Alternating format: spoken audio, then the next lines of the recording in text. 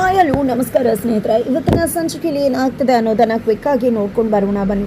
ಇಲ್ಲಿ ಜೆ.ಪಿ. ಪಾಟೀಲ್ ಅವರನ್ನು ಕೋರ್ಟ್ಗೆ ಕರ್ಕೊಂಡು ಬರ್ತಾರೆ. ಕೋರ್ಟಲ್ಲಿ ಎಲ್ಲರೂ ಕೂಡ ಒಬ್ಬೊಬ್ರು ಒಂದೊಂದು ರೀತಿ ಜೆ.ಪಿ. ಪಾಟೀಲ್ ಬಗ್ಗೆ ಮಾತನಾಡ್ತಿದ್ದಾರೆ. ಆ ಕುಂಕು ಮಾತುಗಳನ್ನ ಕೇಳ್ತಾನೆ ಜೆ.ಪಿ. ಪಾಟೀಲ್ ಕುಸಿದು ಹೋಗ್ತಿದ್ದಾರೆ. ಈ ಕಡೆ ಅರ್ಜುನ್ ಕೂಡ ಕೋರ್ಟಿಗೆ ಬಂದಿದ್ದಾರೆ. ಕೋರ್ಟಿಗೆ ಬರ್ತಿದ್ದಾಗೆ ಆಲ್ರೆಡಿ ಅವ್ರಿಗೆ ಸುಸ್ತಾಗ್ತದೆ, ತಲೆ ತಿರುಗ್ತದೆ, ಯಾಕೆ ಏನು ಅಂತ ಗೊತ್ತಾಗ್ತಿಲ್ಲ. ಅಷ್ಟರಲ್ಲಿ ಭಾರ್ಗವಿ ಕೂಡ ಕೋರ್ಟಿಗೆ ಬಂದಿದ್ದಾರೆ. ಈ ಕಡೆ ಕೋರ್ಟ್ ಒಳಗಡೆ ಬರೋಕ್ಕೂ ಮುನ್ನನೇ ಅರ್ಜುನ ಕೋರ್ಟ್ನ ಕಾರಿಡಾರ್ನಲ್ಲಿ ಕುಸಿದು ಹೋಗ್ತಾರೆ. ಇಲ್ಲಿ ಭಾರ್ಗವಿ ತನ್ನ ಗಂಡನ ಬೆರಳನ್ನ ನೋಡಿದೆ ಕಪ್ಪಾಗಿರುವುದನ್ನ ಗಮನಿಸಿ ಮೊದಲು ಆಂಬ್ಯುಲೆನ್ಸ್ ಅನ್ನ ಕರೆಸಿ ಹಾಸ್ಪಿಟಲ್ಗೆ ಸೇರಿಸ್ತಿದ್ದಾಳೆ.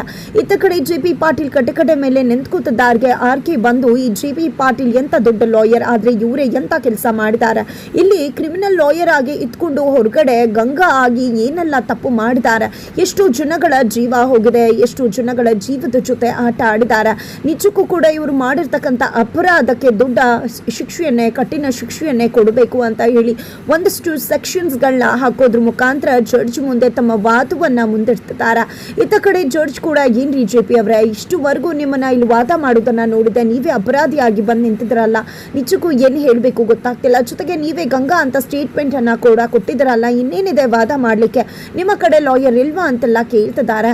ಜೊತೆಗೆ ಈ ಕಡೆ ಜೆ.ಪಿ. ಪಾಟೀಲ್, ಹೌದು ನಾನೇ ಗಂಗಾ ಅಂತ ಸ್ಟೇಟ್ಮೆಂಟ್ ಕೊಟ್ಟಾಗಿದೆ, ನಾನು ಸತ್ಯವನ್ನ ಒಪ್ಕೊಂಡಿದ್ದೀನಿ, ನಾನು ತಪ್ಪು ಮಾಡಿದ್ದೀನಿ, ನನ್ನಮ್ಮ ಯಾವಾಗಲೂ ಹೇಳ್ತಾ ಇದ್ರು ನಾವು ಮಾಡೋ ತಪ್ಪಿಗೆ ಇಲ್ಲೇ ಶಿಕ್ಷೆ ಆಗತ್ತೆ ಅಂತ, ನಾನು ಕೂಡ ಅಂತ ತಪ್ಪನ್ನ ಮಾಡಿದ್ದೀನಿ, ನನಗೆ ಶಿಕ್ಷೆ ಆಗಲೇಬೇಕು ಅಂತ ಹೇಳಿ ಜೆ.ಪಿ. ಹೇಳ್ತಾರೆ.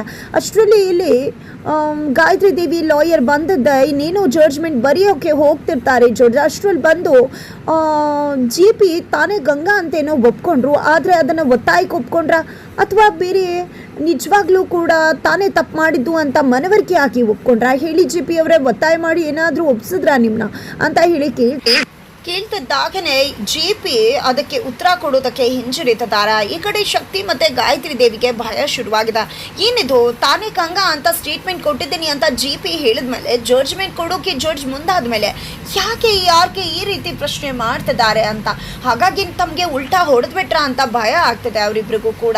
ಈ ಕಡೆ ಭಾರ್ಗವಿ ಹತ್ರ ಡಾಕ್ಟರ್ ಬಂದಿದೆ, ನಿಮ್ಮ ಗಂಡನ ಪರಿಸ್ಥಿತಿ ಕ್ರಿಟಿಕಲ್ ಆಗಿದೆ ಅಂತ ಹೇಳ್ತಿದ್ದಾರೆ, ಹೇಗಾದರೂ ಮಾಡಿ ತನ್ನ ಗಂಡನ ಪ್ರಾಣವನ್ನು ಉಳಿಸ್ಕೋಬೇಕು ಅಂತ ಭಾರ್ಗವಿ ಪ್ರಯತ್ನ ಪಟ್ಟು ಇತ್ತ ಕಡೆ ಕೋರ್ಟ್ಗೂ ಕೂಡ ಮಾವನನ್ನ ಬಿಡಿಸುವುದಕ್ಕೆ ಹೊರಟು ಬರ್ತಿದ್ದಾಳೆ. ಹಾಗಿದ್ರೆ ಕೊನೆಗೂ ಕೋರ್ಟ್ಗೆ ಬಂದಂತಹ ಭಾರ್ಗವಿ ಏನ್ ಮಾಡ್ತಾಳೆ ಅನ್ನೋದನ್ನ ತಿಳ್ಕೋಬೇಕು ಅಂದ್ರೆ ಮುಂದಿನ ವಿಡಿಯೋಗೆ ವೇಟ್ ಮಾಡೋದನ್ನ